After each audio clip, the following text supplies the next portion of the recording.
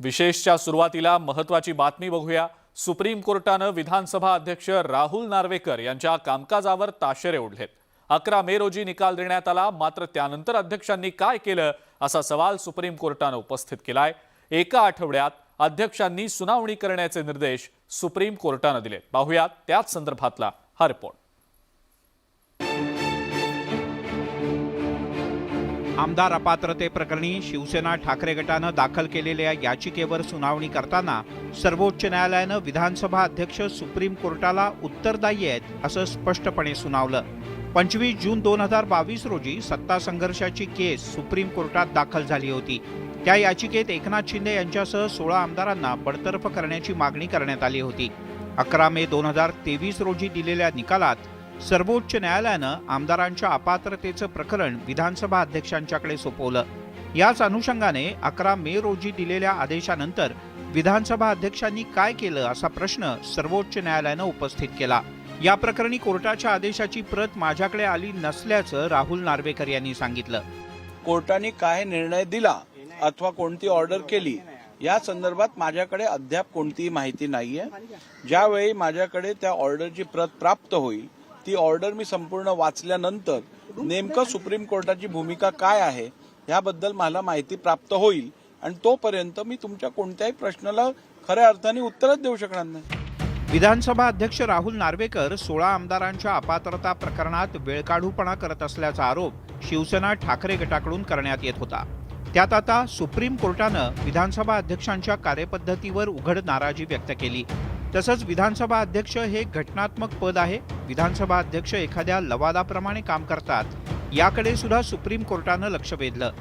स्पीकरच्या कामकाजाबद्दल speaker म्हणून त्यांचं हे असतं त्या ह्याला नाही, पण इकडनं ज्या वेळेला निर्देश दिले गेले होते त्यावेळेला ते ट्रायब्युनल म्हणून काम करतात आणि ट्रायब्युनलला एक आखून दिलेली त्याची एक पद्धत आहे, आखून दिलेली एक रेखीव आखणी आहे। त्याप्रमाणे त्यांनी ज्याप्रमाणे आम्ही तुमचा आदर राखतो त्याप्रमाणे या कोर्टाने दिलेल्या निर्देशांचाही आदर राखावा। सुप्रीम कोर्टानं पुढच्या आठवड्यात सुनावणी ठेवून 2 आठवड्यांमध्ये अहवाल सादर करण्याचे निर्देश राहुल नार्वेकर यांना दिलेत। त्यामुळे आता पुढच्या काळात कशा पद्धतीने कार्यवाही होते याकडे सगळ्यांचं लक्ष लागलंय। जो निवडणूक आयोगाने निर्णय दिलेला आहे तो निर्णय सकृतदर्शनी बरोबर आहे की चुकीचा आहे ही बाब सर्वोच्च न्यायालय निश्चित तपासून बघेल। अर्थात त्याकरता सर्वोच्च न्यायालयाला शिवसेने पक्षाची जी घटना आहे या घटनेनुसार पक्षाचं पदाधिकाऱ्यांचं बलाबल कोणाच्या बाजूने आहे हा भाग प्रथम विचारात घ्यावा लागेल। राज्यात मागच्या वर्षी झालेल्या सत्तांतराच्या नंतर सर्वोच्च न्यायालयात 4 प्रमुख याचिका दाखल करण्यात आल्या होत्या। यातील 16 आमदारांना निलंबित करणारी याचिका सगळ्यात महत्त्वाची होती। हे प्रकरण विधानसभा अध्यक्षांच्याकडे सोपवण्यात आलं होतं। आता सुप्रीम कोर्टाच्या निर्देशानंतर या प्रकरणी काय कार्यवाही होते याकडे देशाचं लक्ष लागलंय। Bureau report, news 18 Lokmat. सोमवारी सुप्रीम कोर्टात शिवसेना पक्ष आणि चिन्हाबाबत निवडणूक आयोगाच्या निर्णयाच्या विरोधातल्या ठाकरेंच्या शिवसेनेच्या याचिकेवरची सुनावणी लांबणीवर गेली आहे। आता यावर 3 आठवड्यांनी सुनावणी होणार आहे। मात्र तत्पूर्वीच ज्येष्ठ कायदे तज्ज्ञ उज्ज्वल निकम यांनी निकालाबाबत नेमकं काय भाष्य केलं होतं आणि नेमकं हे प्रकरण काय होतं ते पाहूया।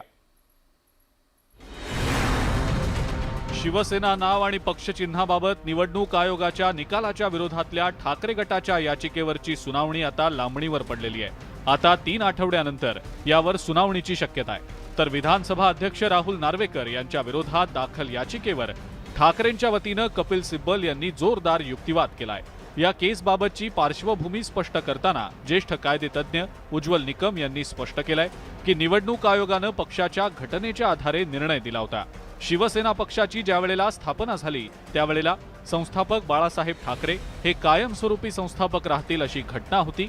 मात्र निवडणूक आयोगानं त्यांना लोकशाहीमध्ये कोणतंही पद हे तहहयात राहू शकत नाही असं म्हटलं होतं आणि त्यानंतर बाळासाहेबांना निवडणूक करून अध्यक्ष केलं गेलं होतं।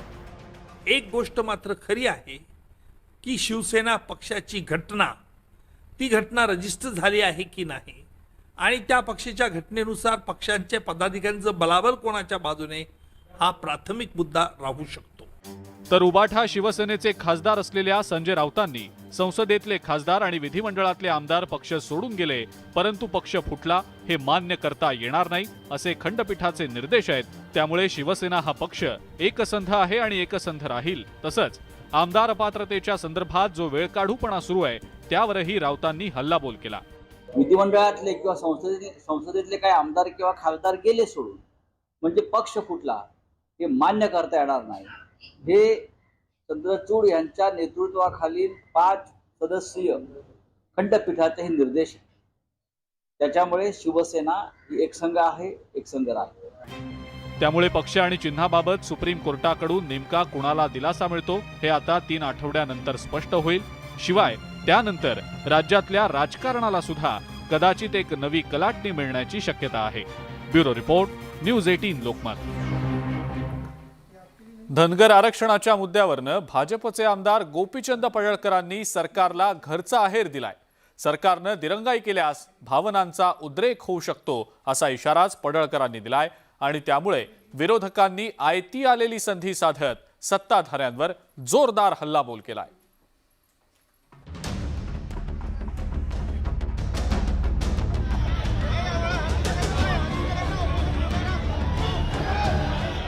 राज्यात आता धनगर आरक्षणासाठी सुरू असलेलं आंदोलन तीव्र होऊ लागलंय. त्यातच भाजपचे आमदार गोपीचंद पडळकर यांनी धनगर आरक्षणाकरता बैठक घेण्याची मागणी केली आहे. उत्तर भारतात ज्याप्रमाणे आरक्षणाकरता जाट समाजानं आंदोलन केलं होतं तसंच आंदोलन महाराष्ट्रात पेटू शकतं असा गर्भित इशारा गोपीचंद पडळकरांनी दिलाय.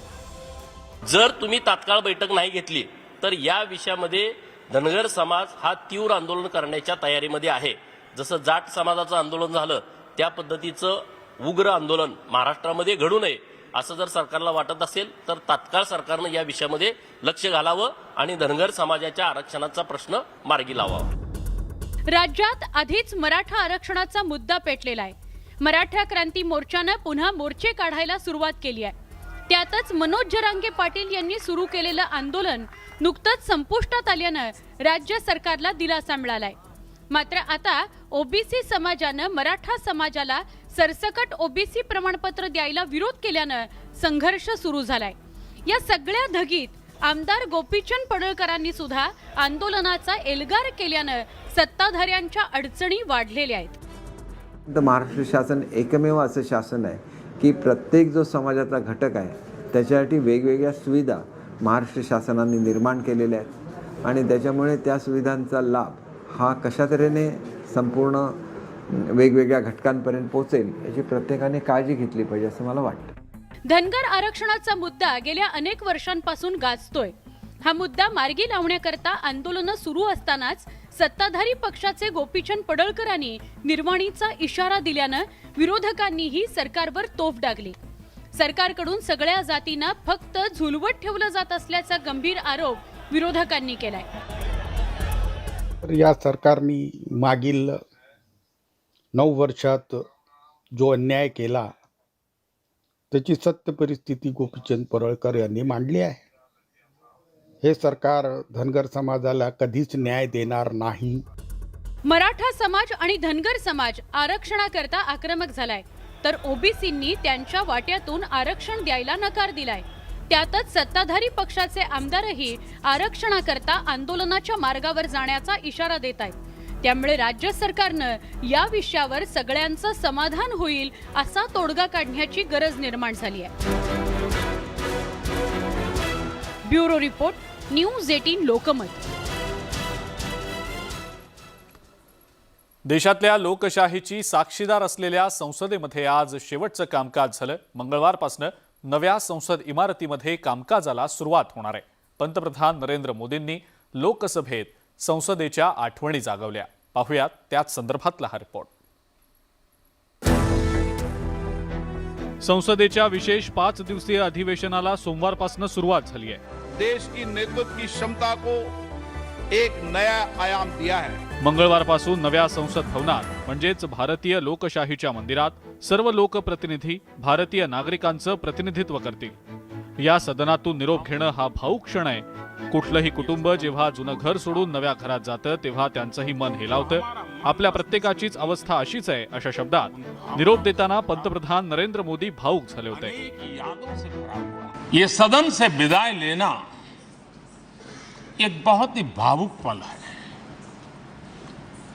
परिवार भी अगर पुराना घर छोड़ करके नए घर जाता है तो बहुत सारी यादें कुछ पल के लिए उसको झकझोर देती है। संसदेच्या 75 वर्षांमधल्या इतिहासाच्या सामूहिक परिणामामुळेच जगात भारताचा डंका वाजत असल्याचं पंतप्रधानांनी यावेळेला सांगितलं। सबका साथ सबका विकास या मंत्रानं आपण जग जोडल्याचं पंतप्रधान मोदी यावेळेला म्हणाले। संसदेत कधी संघर्ष झाला, कधी वाद झाले, तर कधी प्रचंड उत्साह देखील पाहिला आणि हीच शिदोरी घेऊन पुढे जात असल्याचं पंतप्रधान मोदींनी सांगितलं। खट्टे मीठे अनुभव भी रहे हैं, नोकझोंक भी रही है, कभी संघर्ष का माहौल भी रहा है और कभी इसी सदन में उत्साह और उमंग का माहौल भी रहा है।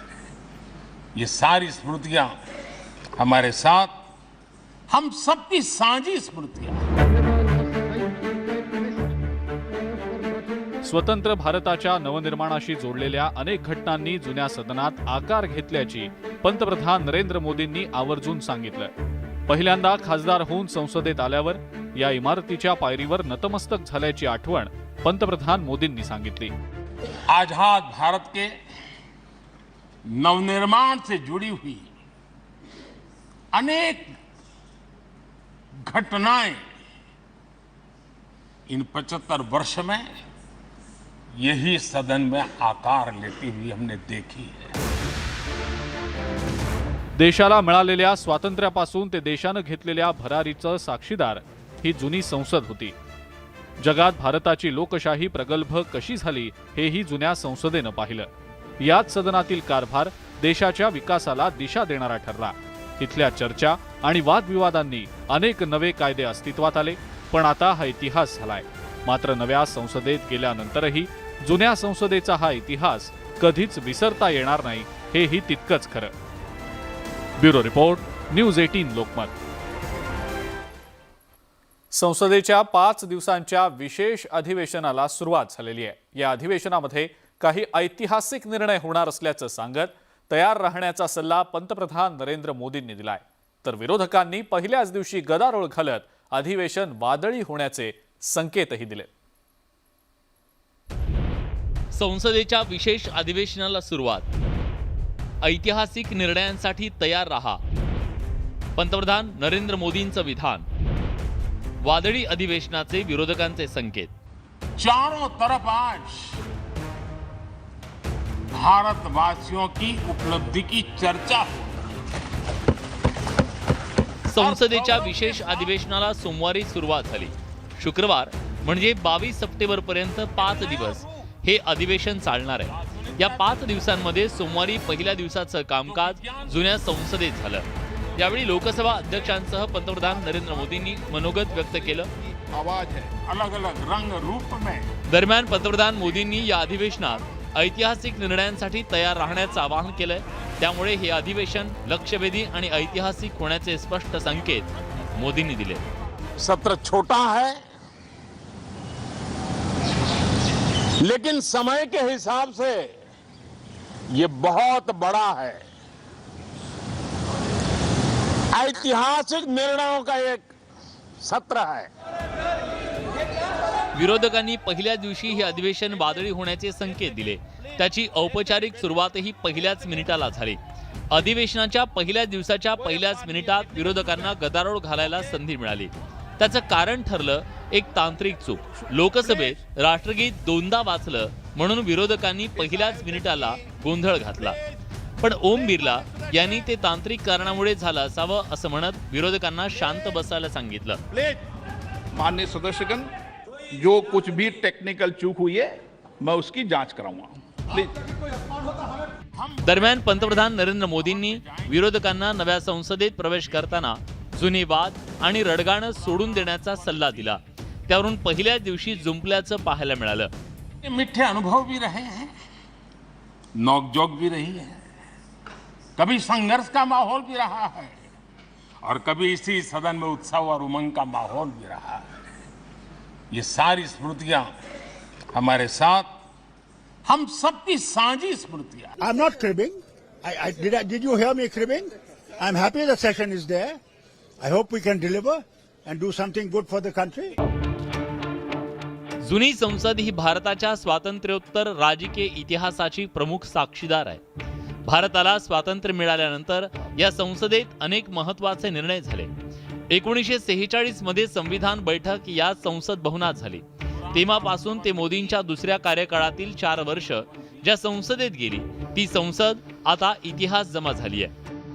आता मंगळवारपासून विशेष अधिवेशनाचा दुसऱ्या दिवसाचं कामकाज नव्या संसदेत होणार आहे. त्यामुळे नव्या संसदेत जुन्या राजकीय विरोधकांमध्ये नेमकं काय घडतं हे पाहणं महत्त्वाचं ठरणार आहे. Bureau report, news 18 Lokmat. Manoj जरांगेंच्या आंदोलनानंतर सरकारनं GR काढत मराठवाड्यातल्या मराठ्यांना कुणबी प्रमाणपत्र देण्याबाबत सकारात्मकता दाखवली खरी, पण आता सरकारच्या याच भूमिकेच्या विरोधात ओबीसी समाज देखील आक्रमक झाल्याचं पाहायला मिळतंय. ओबीसी समाज आपल्या न्याय्य हक्कांच्या मागणीसाठी करत असलेल्या आंदोलनांकडे सरकार दुर्लक्ष करत असल्याचा आरोप करत सर्वपक्षीय ओबीसींनी आज नागपुरात मोर्चा काढलाय.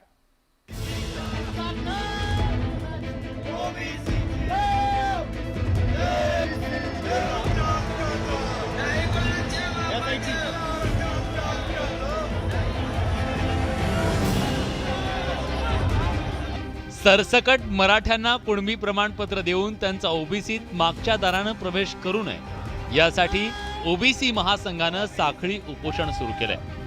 मागील 9 दिवसांपासून नागपूरच्या संविधान चौकात हे उपोषण सुरू आहे. या उपोषणाच्या समर्थनार्थ नागपुरात मोर्चा काढण्यात आला. खरं तर 2 दिवसांपूर्वीच उपमुख्यमंत्री देवेंद्र फडणवीस यांनी ओबीसी आरक्षणाला धक्का न लागू देण्याचं आश्वासन दिलं. यासाठी मुंबईत मुख्यमंत्र्यांसोबत बैठक घेऊन समस्या मार्गी लावण्याचं आश्वासन दिलं. पण 3 दिवस उलटल्यानंतरही सरकारकडून चर्चेचं निमंत्रणच आलेलं नाहीये. त्यामुळे सरकार ओबीसींच्या प्रश्नांकडे दुर्लक्ष करत असल्याचा आरोप केला जातोय.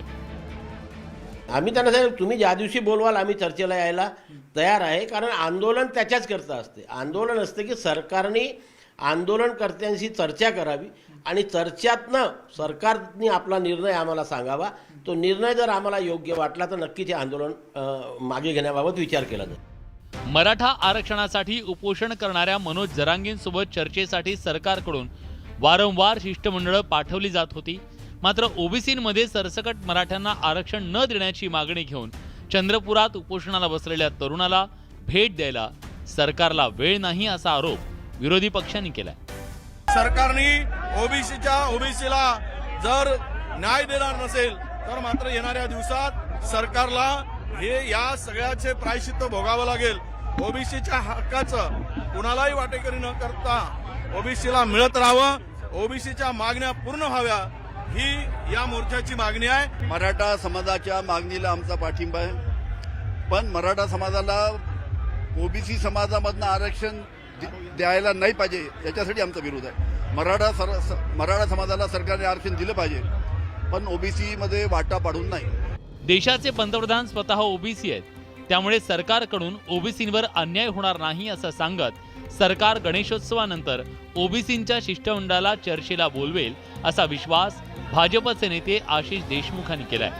ते मुख्यमंत्र्यांच्या नावाने, उपमुख्यमंत्र्यांच्या नावाने, सरकारच्या नावाने आज सर्व शाखीय कुणबी समाज असेल, सर्व ओबीसीचे समाजाचे घटक असतील, यांनी कलेक्टरांच्या माध्यमातून सरकारला दिलाय. नक्कीच अपेक्षा आहे की लवकरात लवकर बैठक सरकार आमच्याशी घेईल. महाराष्ट्रातल्या राजकारणात ओबीसी मतांचा टक्का मोठा आहे.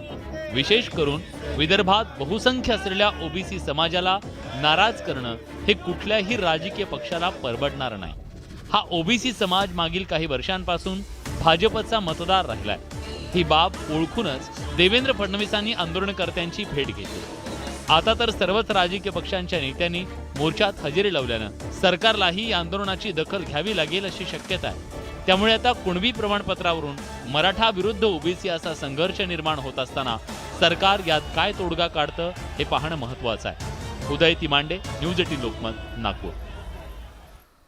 धनगर समाजाला आरक्षण मिळावं या मागणीसाठी गेल्या 13 दिवसांपासून चौंडीमध्ये उपोषण सुरू आहे. पण धनगर समाजाच्या या आंदोलनाकडे राज्यातील सत्ताधारी आणि विरोधक हे दुर्लक्ष करत असल्याचा आरोप होतोय आणि त्यामुळे आता हे आंदोलन आणखी तीव्र करण्याचा इशारा धनगर समाजाच्या कार्यकर्त्यांनी दिलाय. पुण्यश्लोक अहिल्यादेवी होळकरांचं जन्मगाव अर्थात चौंडीत सुरू असलेलं हे धनगर समाजाचं आंदोलन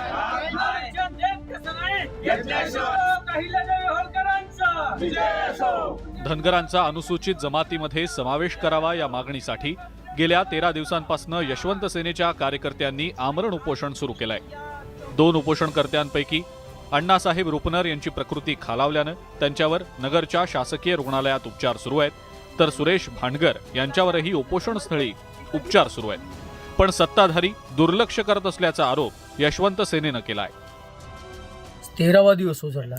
आम्हाला 11व्या दिवशी आल्यानंतर त्यांनी सांगितलं किंवा 2 दिवसात तुमची बैठक लावतो, या प्रश्नावरती सरकार लवकरात लवकर निर्णय घेईल आणि तुमची लवकरात लवकर बैठक लावून हा निर्णय आपण लवकर घेऊ असा शब्द देऊन गेले.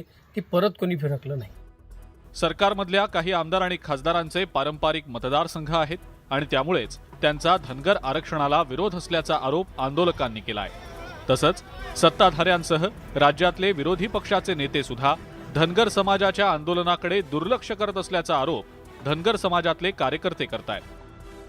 उगीच ह्या समाजाकडे आपलं 2 नंबरचा समाज राज्यामध्ये, पण समाजाच्या मागणीकडे दुर्लक्ष करायचं. काही समाज करत नाही, मुकी बिचारी कुणी हाका मेंढरं, अशा पद्धतीचा एक समज या सरकारचा किंवा आधीच्या सरकारांचा झालेला आहे. याकडे सध्याचं सरकार आणि विरोधी पक्षातले सरकार हे गांभीर्याने घेत नाही आहेत. ज्या धनगर समाजामुळे आपण 2014ला मुख्यमंत्री झालो आणि आता विरोधी पक्षामधले जे शरद पवार आहेत त्यांनी बारामतीची इतके दिवस जे राजकारण केलं आणि किती वेळा मुख्यमंत्री होते, ते 70 वर्ष त्यांनी जे सत्ता भोगली ते फक्त आणि फक्त धनगर समाजामुळे, याचा त्यांना विसर पडला आहे का?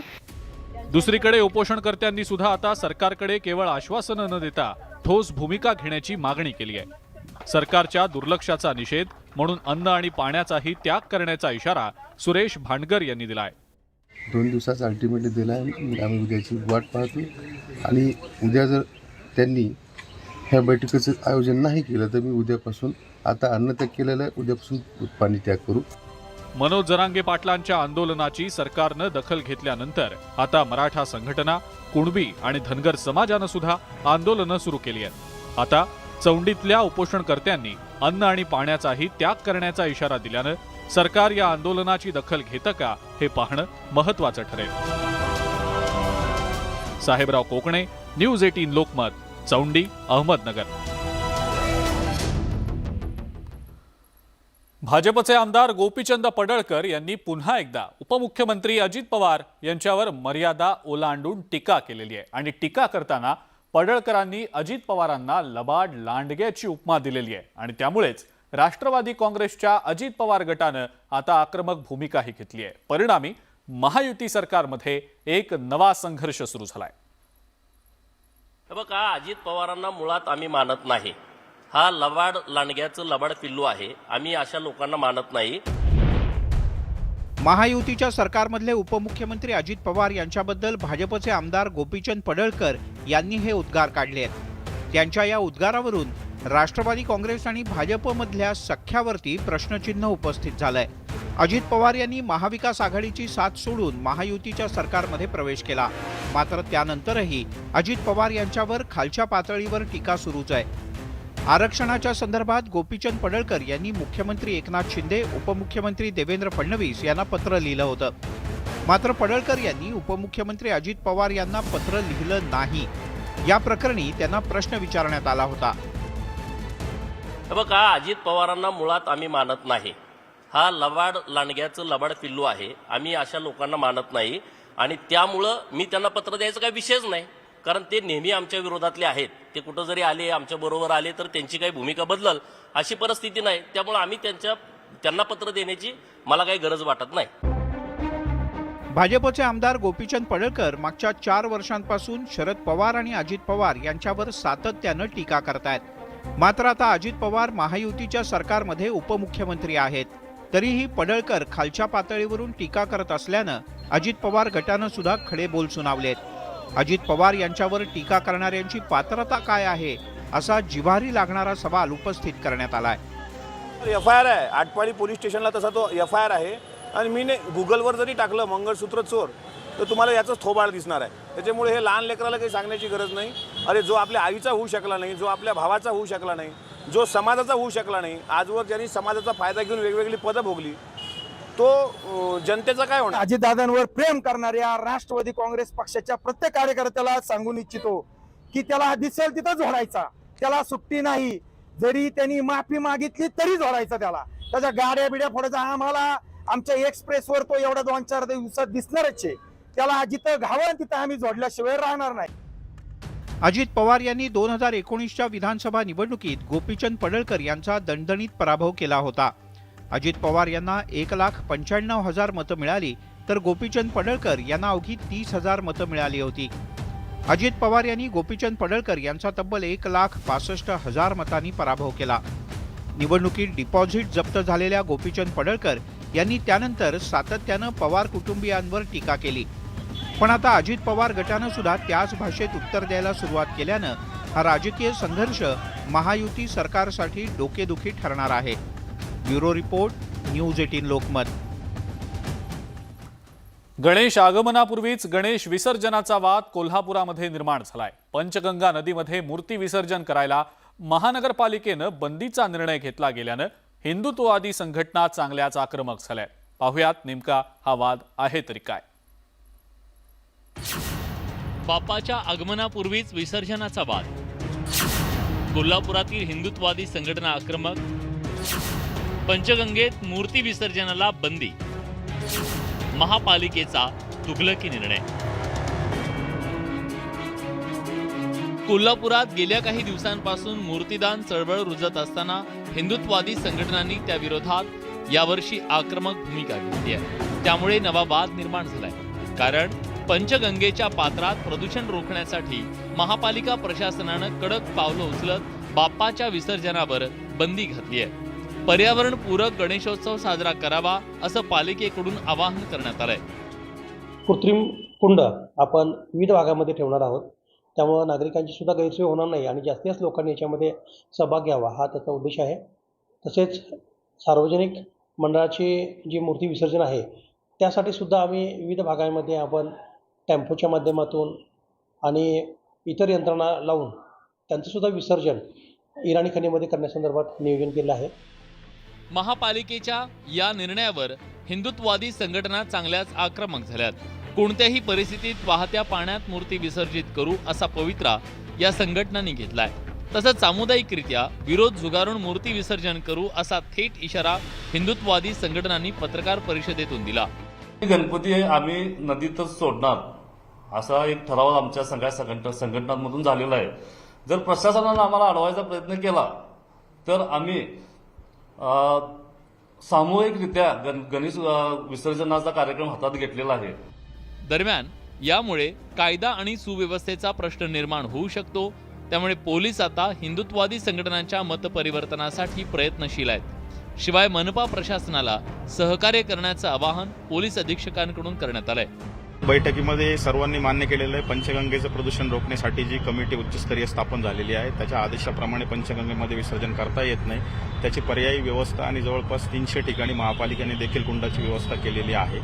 तर सर्वांना माझं हेच आवाहन आहे की आपल्या पंचगंगेचं प्रदूषण जर आपल्याला थांबवायचं असेल तर प्रशासनाला आपण सहकार्य केलं पाहिजे. धार्मिक भावना आणि पर्यावरणाचा योग्य ताळमेळ साधताना नव्या वादाला आता प्रशासनाला सामोरं जावं लागतंय. मात्र केवळ सणामुळेच प्रदूषण होतं हा जावाई शोध लावणाऱ्या प्रशासनानं बारमाही होणाऱ्या प्रदूषणाकडेही वेळोवेळी तितकंच लक्ष दिलं तर भविष्यात असे वाद निर्माण होणार नाहीत हेही तितकंच खरं. त्यामुळे विघ्नहर्त्याचं विघ्न आता कसं दूर होणार हे गणरायालाच ठाऊक. ज्ञानेश्वर साळोखे, न्यूज 18 लोकमत, कोल्हापूर. पाडळी नागरेवाडी गावामध्ये मुबलक पाणी मिळावं यासाठी कोट्यवधींच्या 4 पाणी पुरवठा योजना कागदोपत्री राबवल्या. मात्र ग्रामस्थांच्याच तोंडचं पाणी पळालंय. नेमकं पाणी मुरतंय कुठे पाहुयात याच संदर्भातला हा स्पेशल रिपोर्ट.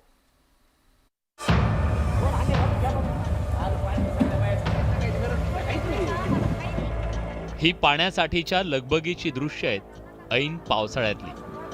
बीड जिल्ह्याच्या शिरूर कासार तालुक्याच्या पाडळी नागरेवाडी गावातली ग्रामपंचायतीकडून 4 योजना राबवल्याचा दावा तर करण्यात येतोय, पण पाण्याअभावी ग्रामस्थांच्या पार तोंडचं पाणी पडालंय। मग नेमकं पाणी मुरतंय तरी कुठे? शिंदून पाणी आणावं लागतं, अडचण येते पाण्याची। खाजगी एरिया असल्यामुळं उपसून घेतात, कधी असतं कधी नसतं। या गावातील प्राथमिक शाळेतील चिमुरड्यांना घरून पाणी न्यावं लागतं, तर खिचडी शिजवण्यासाठी पाण्याची बोंब असल्याची खंत शिक्षकांकडून व्यक्त होतीये। आम्हाला भात खिचडी शिजवायला सुद्धा पाणी नाही। त्या बाई ज्या येतात त्या स्वतःच घेऊन येतात घरूनच पाणी हंड्यामध्ये, आणि तेच एक हंडा ठेवतात इथं, मुलं हात वगैरे धुतात त्याच्यानेच। आणि स्वच्छतागृहाला सुद्धा आम्हाला कसलंच पाणी नाही, त्याच्यामुळे ते तर बंदच आहेत म्हणलं तरी चालते। पाडळी नागरेवाडी गावातील महिलांना पाण्यासाठी चक्क खाजगी विहिरींचा आधार घ्यावा लागतो। कधी विहीर मालक पाणी भरून देतो तर कधी नाही। त्यामुळे संतप्त ग्रामस्थांनी आता थेट मतदानावर बहिष्काराचा इशारा दिलाय।